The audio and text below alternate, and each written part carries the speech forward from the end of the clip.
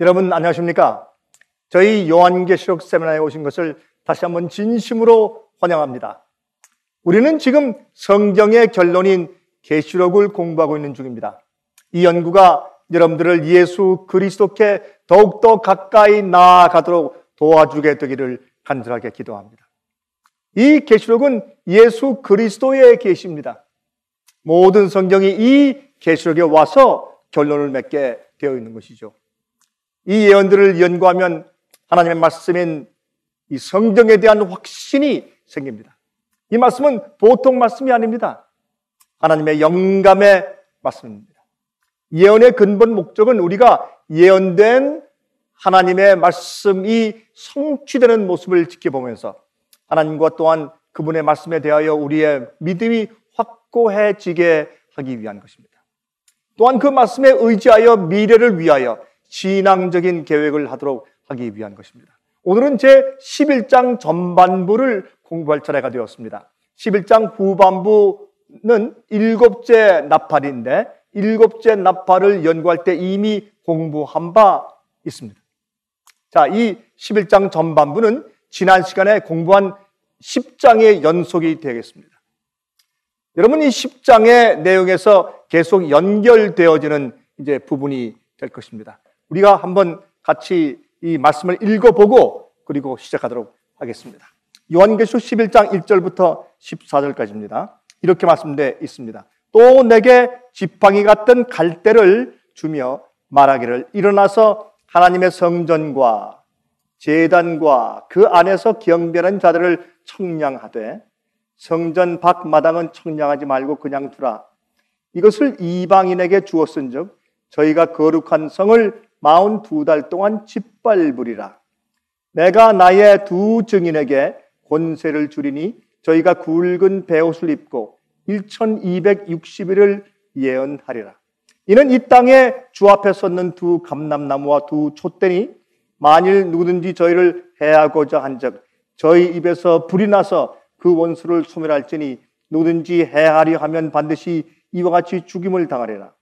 저희가 권세를 가지고 하늘을 닫아 그 예언을 하는 날 동안 비 오지 못하게 하고 또 권세를 가지고 물을 변하여 피 되게 하고 아무 때든지 원하는 대로 여러 가지 재앙으로 땅을 치리로다.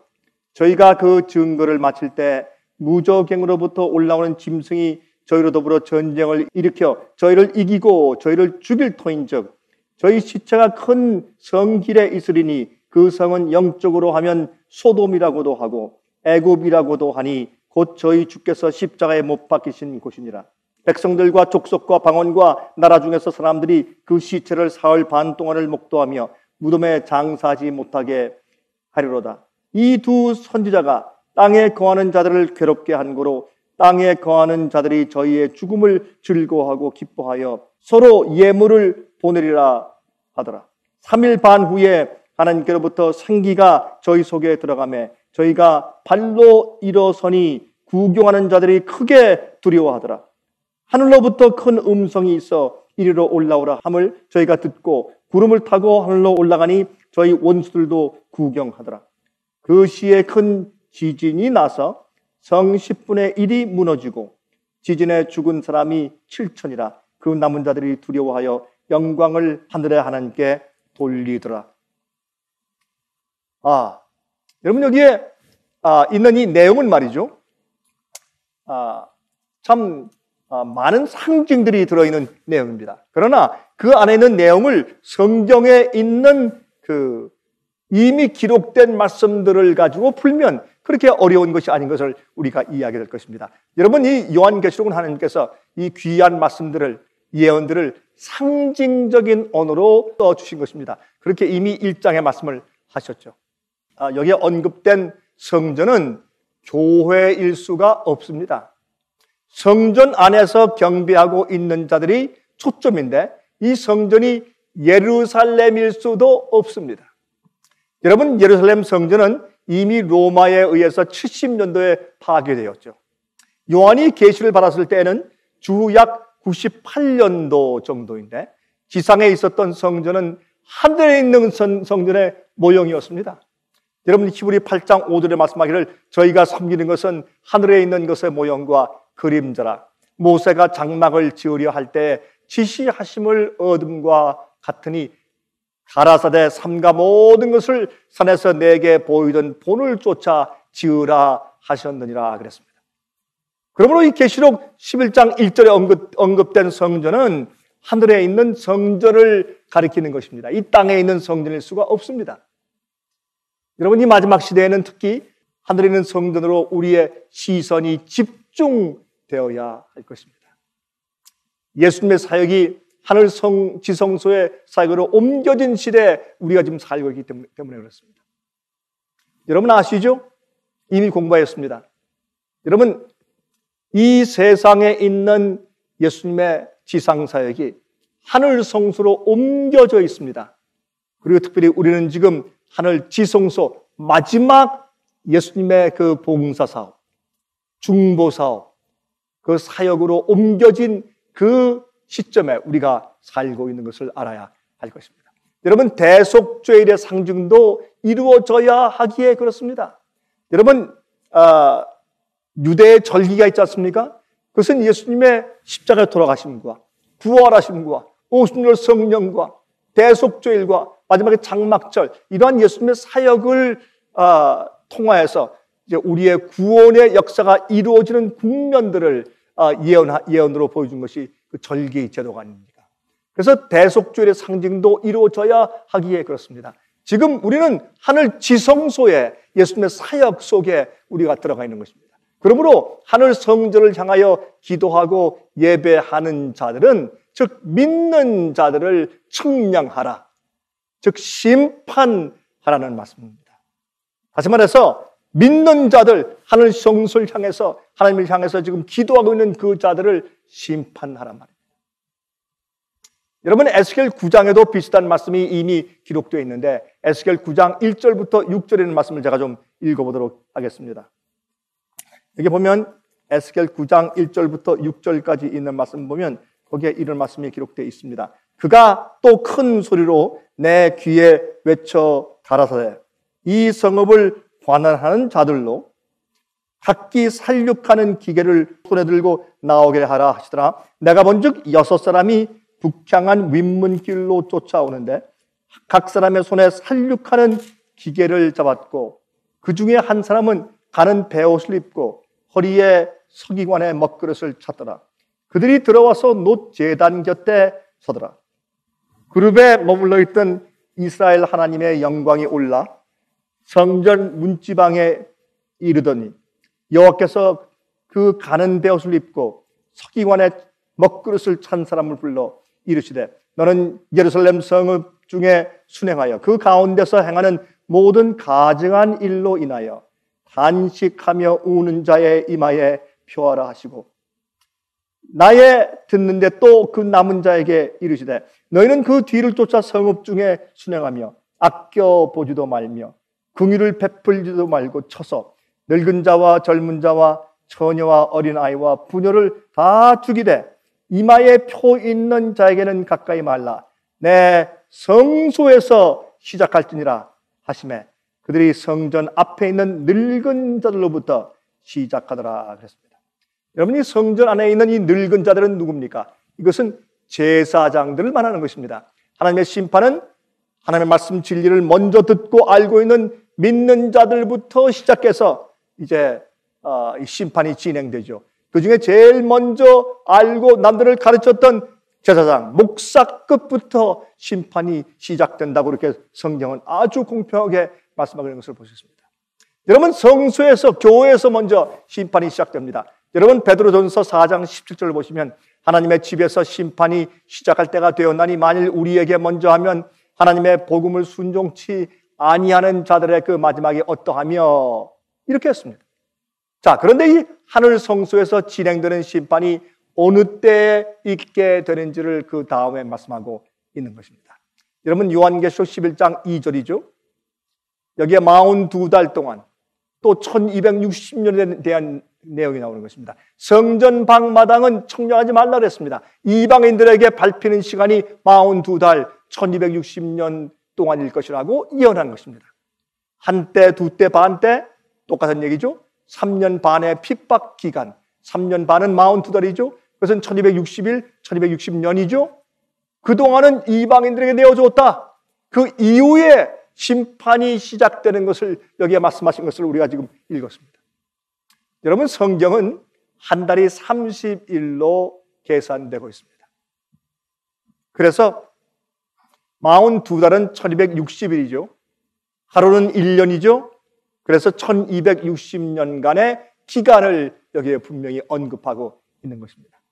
여러분, 지금 달력은 한 달이 31일 내지 30일, 어떤 때는 윤달엔 27일, 28일 그렇게 되지만, 그러나 성경의 달력은 한 달이 30일입니다. 여러분, 창세기 7장 11절 보시면 노아 600세 되던 2월 곧 그달 17일이라 그날에 큰 기쁨의 샘들이 터지며 하늘의 창들이 열려, 그렇게 말씀을 했죠. 또 창세기 8장 3절 4절에 물이 땅에서 물러가고 점점 물러가서 150일 후에 감하고 7월 곧 그달 17일에 방주가 아라랏산에 머물렀으며, 또한 창세기 7장 24절에 물이 150일을 이 땅에 창일하여더라 그랬습니다. 성경은 분명히 어떻게 계산합니까? 5개월 동안은 150일로 계산하고 있는 것을 우리가 깨닫게 되는 것입니다. 그래서 성전 안에 있는, 즉 하나님을 믿는 자들을 청량하는 재어보는 심판이 시작될 것을 성경은 예언하고 있는 것입니다.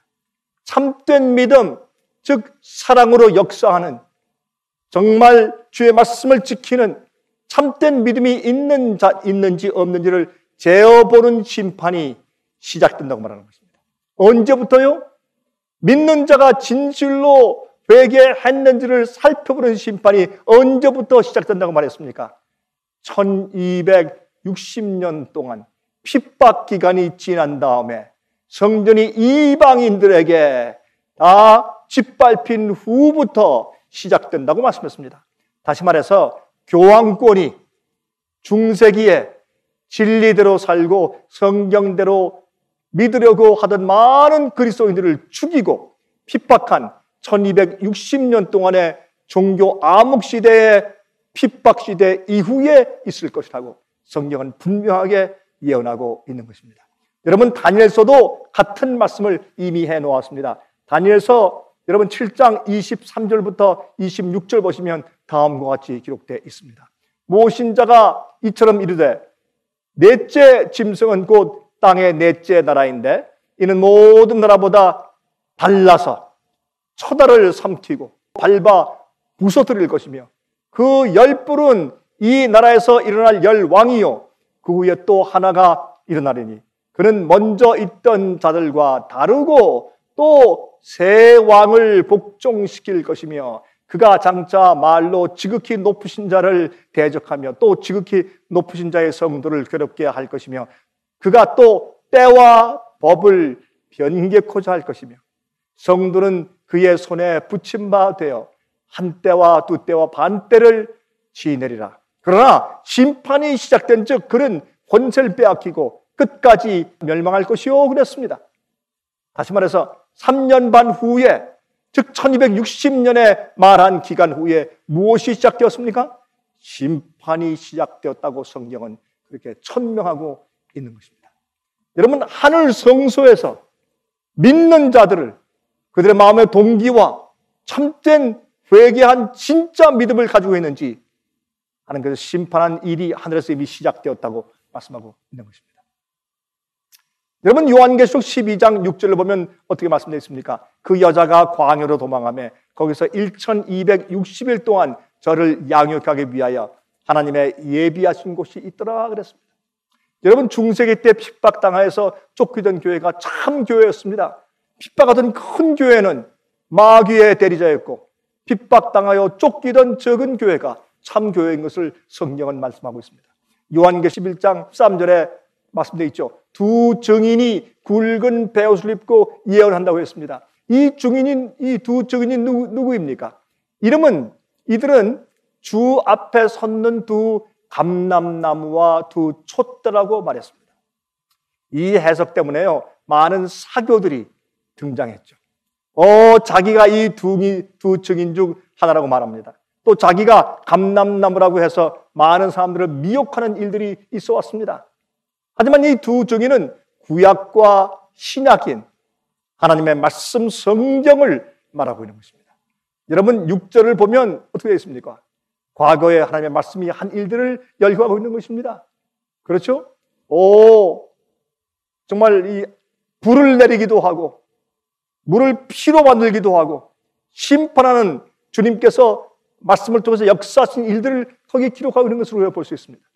여러분 신명기 11장 16절 17절 보면 너희는 스스로 삼가라 두렵건대 마음에 미혹하여 돌이켜 다른 신들을 섬기며 그것에게 절함으로 여호와께서 너에게 진노하사 하늘을 닫아 비를 내리지 아니하며 땅으로 소산을 내지 않게 하심으로 너희가 여호와의 주신 아름다운 땅에서 속히 망할까 하노라. 그렇게 말씀하셨습니다. 여러분 여기 요한계시록 11장의 이 두 증인, 두 감람나무가 한 일에 대해서 이미 그렇게 예언하고 언급하신 것처럼 이렇게 해석해 놓았습니다. 여러분 이 두 감람나무가 어떤 일을 한다고요? 여러분 엘리야 때 3년 반 동안 비가 오지 않게 했지 않습니까? 무엇으로? 주의 말씀이 그렇게 말씀했기 때문에. 그래서 주의 말씀을 말하는 것입니다. 중세기 때는 그 3년 반이 예언적 기간이 되어 하루를 1년으로 계산하여 1260년 동안 교회에 성령의 비가 내리지 않았습니다. 영적으로 기근이 생긴 것이죠.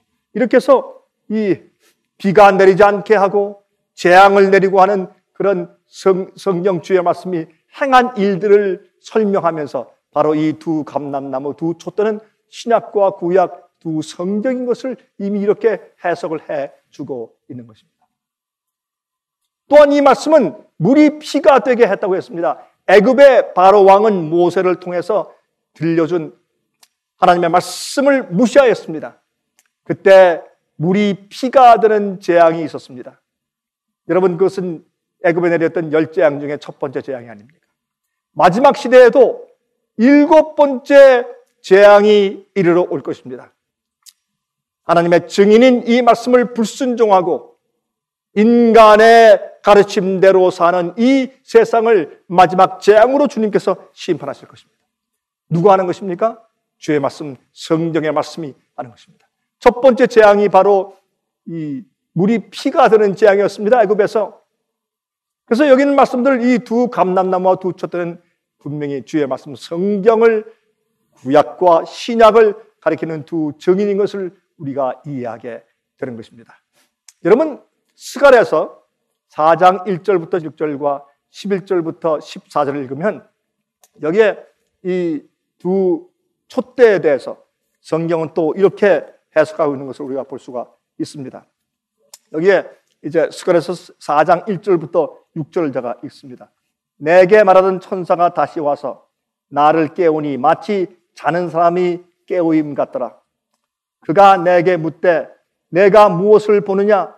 내가 대답하되 내가 보니 순금 등대가 있는데 그 꼭대기에 주발 같은 것이 있고 그 등대에 7 등잔이 있으며 그 등대 꼭대기 등잔에는 7 관이 있고 그 등대 곁에 두 감람나무가 있는데 하나는 그 주발 우편에 있고 하나는 그 좌편에 있나이다 하고 내게 말하는 천사에게 물어 가로되 내 주여 이것들이 무엇이니까?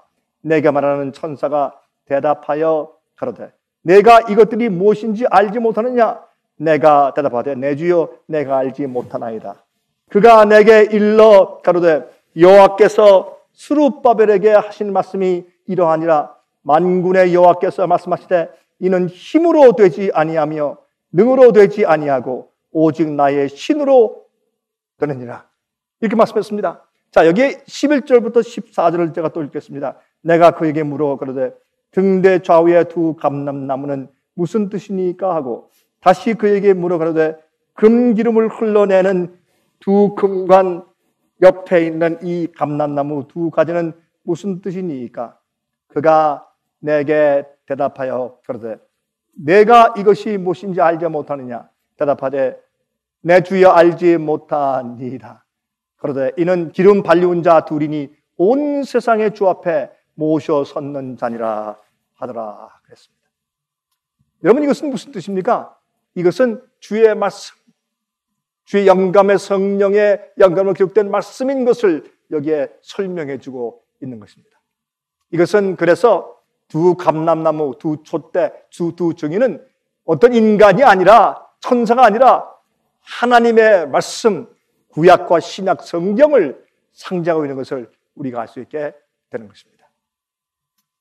여러분, 두 촛대에 대해서, 이런 촛대 등잔에 대해서 성경은 어떻게 말씀하고 있습니까? 시편 119장 105절과 130절에 이렇게 말씀했습니다.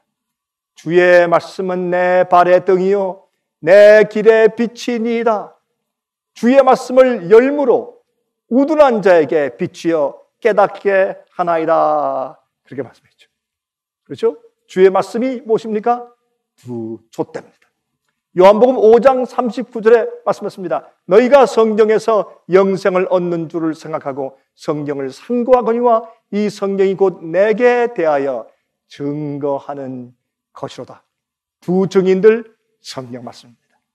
마태복음 24장 14절입니다. 이 천국복음이 모든 민족에게 증거되기 위하여 온 세상에 전파되리니 그제야 끝이 오리라 그랬습니다. 여러분, 이 세상에 하나님 앞에 모셔서는 이 두 증인은 그러므로 하나님의 말씀, 성경을 상징하고 있는 것입니다. 여러분, 이 성경 말씀이 1260년 동안 종교 핍박의 시기 동안에 죽임을 당했습니다. 베옷을 입고 증거하였다고 상징해 놓았습니다. 슬피 부르짖는 표현인 것입니다. 여러분, 중세기 때 성경을 읽지 못하게 했지 않습니까? 그러므로 하나님 앞에 모셔선 두 증인은 하나님의 말씀, 성경을 말하는 것입니다. 자, 이제부터 또 한 가지 아주 흥미있는 성경 예언을 보게 됩니다. 그것은 성경과 무신론 세력과의 전쟁을 말하는 것입니다. 이것은 아주 우리 흥미있는 일입니다. 한번 살펴보도록 하겠습니다. 여러분, 1260년 동안, 즉 42달 동안 성전에 이방인이 밟는, 성전을 더럽히는 그 시기가 끝나는 즈음에, 다시 말해서 1260년 동안의 핍박시대가 끝나는 즈음에 교황권이 이방인들인 이교의 가르침을 들여와서 마치 이방인들이 진리를 땅에 던지는 것처럼 교회를 타락시키고 참된 믿는 자들을 핍박한 시기가 끝나고 교황권의 세력이 약화되는 시점에 이르러 이제는 마귀가 다른 세력을 일으켜서 하나님의 말씀 성경과 전쟁을 일으키는 것에 대한 예언이 기록되어 있는 것입니다. 이 다른 세력이란 다름이 아닌 무신론 세력을 말하는 것입니다. 여러분, 1260년의 핍박 기간이 그 예언된 대로 1798년도에 불란서의 나폴레옹 장군의 부하 버티어 장군이 바티칸에 가서 교황 피우스 6세를 잡아다가 감옥에 가두고 거기서 죽게 하였습니다. 그럴 즈음에 1260년의 핍박이 거의 끝나는 즈음에 불란서에서 그 유명한, 우리가 참 잘 아는 그 혁명이, 불란서 혁명이 일어나지 않습니까? 그들은 다 종교를 폐쇄했습니다. 이 종교를 다 미신이라고 생각했습니다. 성경을 불에 태우면서 미신을 믿게 하는 것이라고 성경을 다시는 읽지 못하도록 하는 법적인 조처를 취하였습니다. 여러분, 그것을 우리 역사에서 알고 있지 않습니까? 요한계시록 11장 7절과 8절의 예언의 표현이 얼마나 정확한 표현인지 모르겠습니다. 저희가 그 증거를 마칠 때, 다시 말해서 1260년 동안에 베옷을 입고 외치는 그 시기가 마칠 때 무적행으로부터 교황권이 핍박하는 그 시기가 끝나는 그때쯤에서 무적행으로부터 올라오는 다른 또 짐승이 있는데 그 짐승이 저희로 더불어 전쟁을 일으켜 저희를 이기고 저희를 죽일 터인즉 저희 시체가 큰 성 길에 있으리니 그 성은 영적으로 하면 소돔이라고도 하고 애굽이라고도 하니 곧 저희 주께서 십자가에 못 박히신 곳이라 그렇게 말씀을 하였습니다. 여러분, 무적행은 무슨 말입니까? 이 밑바닥이 없는 구멍이라는 뜻이죠. 여러분, 밑바닥이 없는 구멍이 어디 있습니까? 그러므로 무적행은 상징 언어로 진리의 근거가 없는, 밑바닥이 근거가 없는 곳이라는 뜻입니다. 1793년도에 불란서는 성경을 없이 하고 한 여인을 이성의 신이라고 부르며 가마에 태워서 시가지를 돌면서, 파리 시가지를 돌면서 축제를 베풀었습니다. 그들은 소돔과 고모라처럼 타락하였습니다. 종교의 핍박에 지쳐서 이제는 정반대로 간 것입니다. 종교 자체를 없애 버리려고 했습니다. 성경을 불태워버렸습니다. 그것은 마치 정말 무신론자들이 있던 애굽과 같은 곳이 되었습니다. 바로 왕이 하나님의 말씀을 대항하여 싸우고 하늘에 하나님을 무시한 것처럼 말입니다. 3일 반 동안 성경이 죽어서 지냈습니다. 무덤에 장사되었습니다. 땅에 거하는 자들이 즐거워했습니다. 심판의 기준, 진리의 기준이 사라졌습니다. 그들을 견제하는, 심판하는 도덕과 진리의 원칙을 그들은 죽이고 싫어하고 오히려 축제를 베풀었습니다. 그것이 자유인 것처럼 그들은 착각하였습니다. 그러나 3일 반 후에 이 두 증인이 부활했습니다. 예언 기간인 3일 반, 3년 반 후에 이 성경이 부활합니다. 엘리야 시대에도 교회 배도의 시대 동안에 3년 반 동안 비가 오지 않았습니다. 3년 반 후에 어떻게 됐습니까? 비가 왔습니다. 마찬가지로 이 성경도 불란서 혁명 정부가 3년 반 동안 죽게 했습니다. 이 성경을 3년 반 후에 그러나 성경이 다시 부활했죠. 불란서의 시인 볼테르는 말하기를 앞으로 100년 안에 이 세상에서 성경은 다 사라지고 찾아볼 수 없이 없어지게 될 것이라고 예언했습니다. 여러분 그러나 아십니까? 참 아이러니하게도 그의 집이, 이 볼테르 시인 집이 성경을 인쇄하는 성소 공예가 되었다는 사실을 말입니다. 여러분 종교와 성경을 폐쇄시켰던 불란서 정부가 일주일 제도도 없애고 9일 동안 일하고 10일째 되는 날 쉬도록 하는 10일 제도를 도입하고 말았습니다. 여러분 그런데 그들이 말이죠, 9일 일하고 10일째 쉬고 9일 일하고 10일째 쉬는 10일 제도를 도입하자 노동자들이 일하다 다 지쳐버렸습니다. 성경 예언대로 3년 반 후에 그들이 실패하고 도덕이 땅에 떨어지자 국회가, 불란서 국회가 할 수 없이 다시 종교와 성경을 다시 회복시킨다는 법을 통과시켰습니다.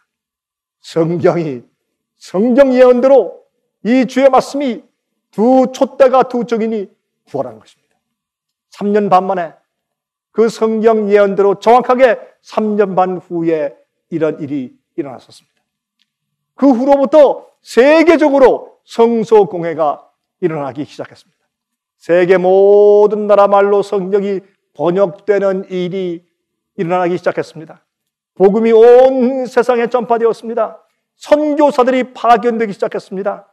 성경이 부활하자 구경하는 자들이 크게 두려워하게 되었습니다.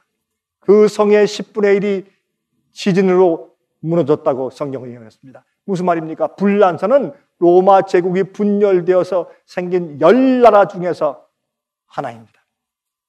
그래서 성경은 불란서를 그 성의 10분의 1이라고 말했습니다.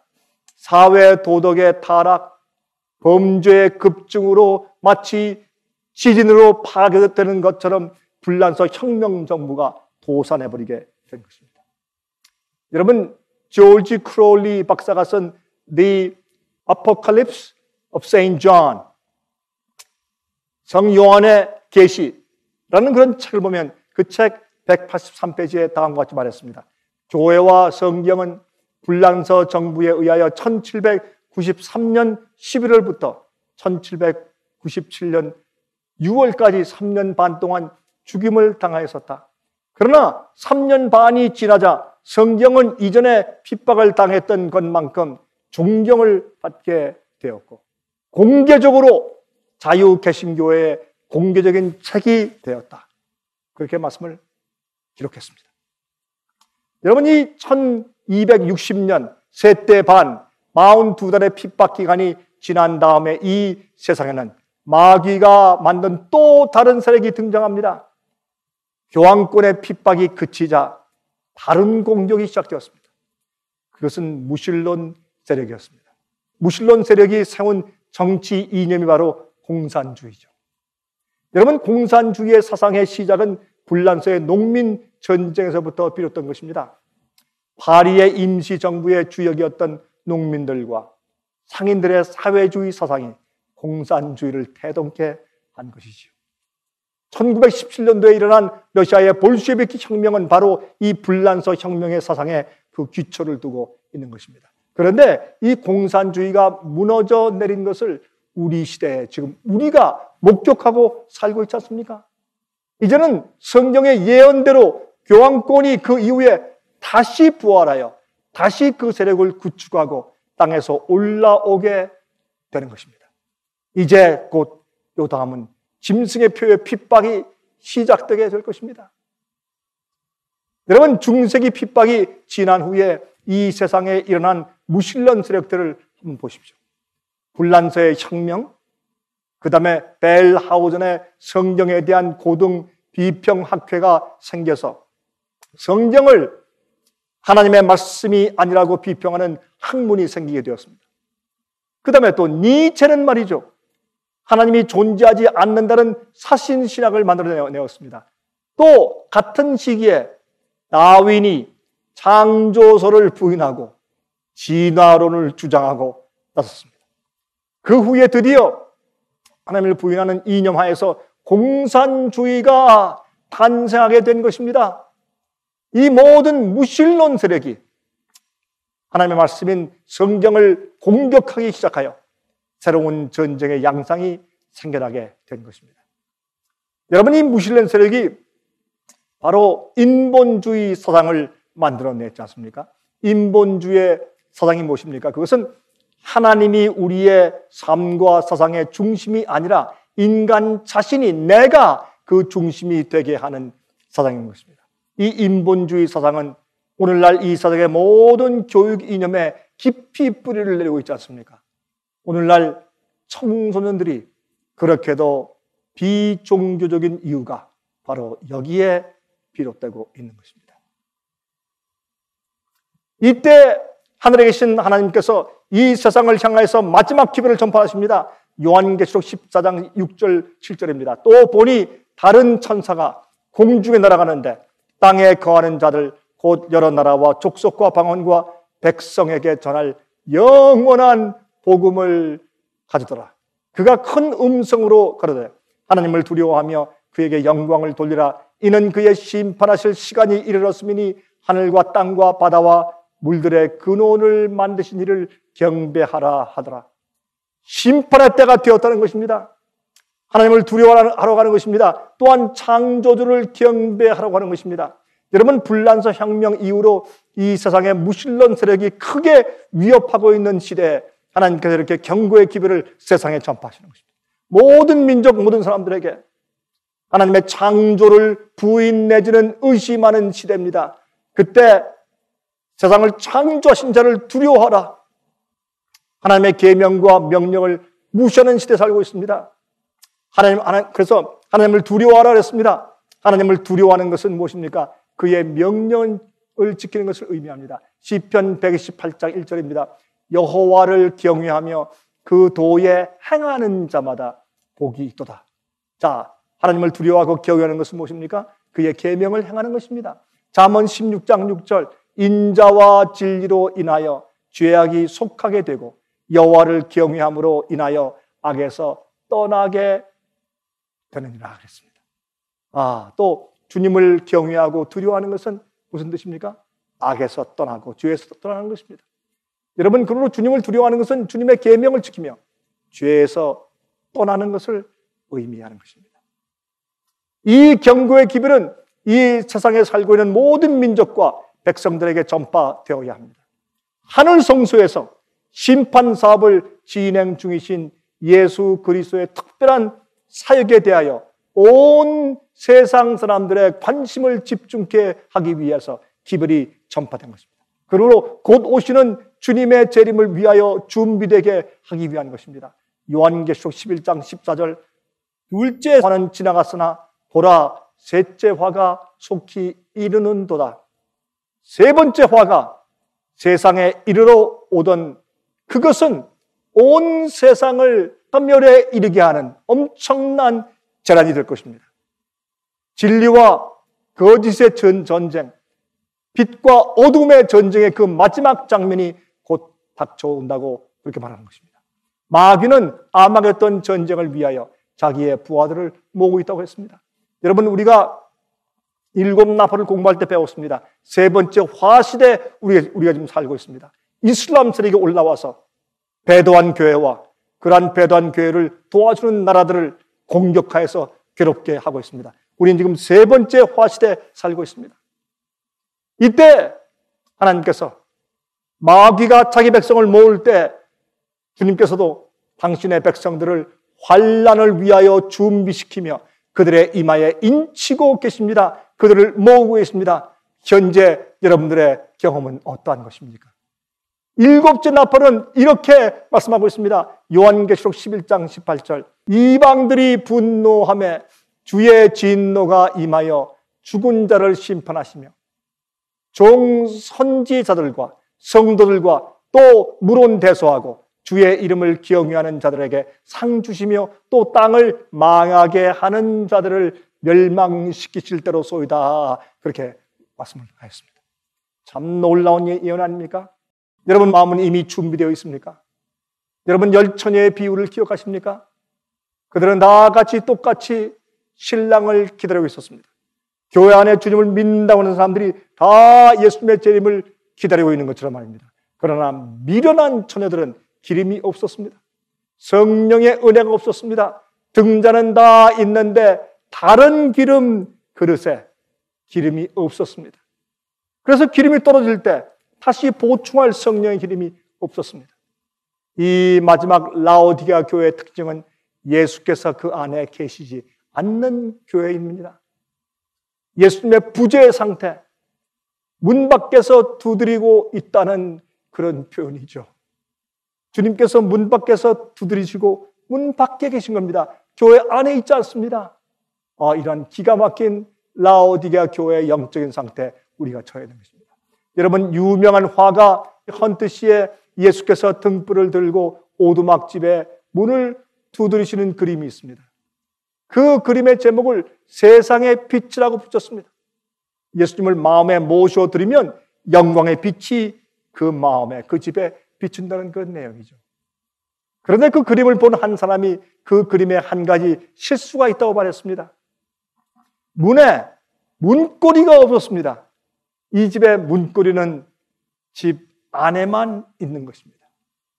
여러분이 우리가 주님께서 문을 두드리실 때 열 수 있는 그 문고리는 우리 마음 안에만 있습니다. 주님께서는 강요하지 않으십니다. 우리가 원하여 주님을 초청하여 드릴 때 주께서 들어오셔서 우리와 함께 식사하시는 것입니다. 한 여름 성경학교에서 질문을 하였습니다. 왜 예수께서 문을 두드리시는데 문을 열지 않고 있을까요? 그렇게 선생님이 물었습니다. 그때 한 어린아이의 답변이 이랬습니다. 그 집사람들은 지하실에 살고 있기 때문에 그 문 두드리는 소리가 들리지 못하기 때문입니다. 그렇게 말을 했습니다. 그 말이 맞지 않습니까? 여러분들은 혹시 지하실에 살고 있지 않습니까? 이기적이고 교만하며 정욕적인 그런 욕심에 파묻혀서 살고 있기 때문에 예수님의 우리 양심 속에 두드리시는 성령의 음성을 듣지 못하는 그런 형편 가운데 있지는 않습니까? 여러분 문을 열면 주께서 들어오셔서 같이 먹겠다고 하셨습니다. 저녁 식사입니다. 같은 식구가 되는 것입니다. 주의 말씀으로 우리를 먹이시는 것입니다. 여러분 요한계시록 19장 6절부터 9절입니다. 이가 통치하시도다. 우리가 즐거워하고 크게 기뻐하여 그에게 영광을 돌리세. 어린 양의 혼인 기약이 이르렀고 그 아내가 예비하였으니 그에게 허락하사 빛나고 깨끗한 세마포를 입게 하셨은즉 이 세마포는 성도들의 옳은 행실이로다 하더라. 천사가 내게 말하기를 기록하라. 어린 양의 혼인잔치에 청함을 입은 자들이 복이 있도다 하고 또 내게 말하되 이것은 하나님의 참되신 말씀이라 하기로 그랬습니다. 여러분이시여, 지금은 심판하는 시대에 살고 있습니다. 주님께서 하늘 지성소에서 책들을 펴시고 믿는 자들이 정말 진정한 참된 회개한 그런 믿음을 가지고 있는지 주님께서 살펴보시는 데 살고 있습니다. 그리고 그 이마에 인치시면서 주의 백성들을 모으시는 데 살고 있습니다. 여러분, 이제 이 세상의 역사는 성경 예언을 통하여서 정말 조직적으로 그 차례대로 성취되어 왔습니다. 우린 그 마지막 때 살고 있습니다. 이러할 때 우린 정말 주 앞에 온 마음을 다해서 준비되며 곧 오시는 예수님의 재림에 우리의 관심을 집중시켜야 할 것입니다. 오늘 하늘 지성소에서 중보하시는 예수님의 사역에 우리의 온 정신을 집중시켜서 믿음을 가지고 살아야 될 것입니다. 여러분이시여, 이 요한계시록 11장에 있는 이러한 예언들은 우리에게 얼마나 놀라움을 줍니까? 얼마나 정확한 예언의 성취를 우리에게 보여주고 있습니까? 그래서 주의 말씀은 참된 우리가 신뢰할 수 있는 우리 생애를 다 바쳐서 정말 그대로 따라 살 수밖에 없는 주의 영감의 말씀인 것입니다. 감사합니다. 제가 다음 시간에 다시 뵙겠습니다. 안녕히 계십시오.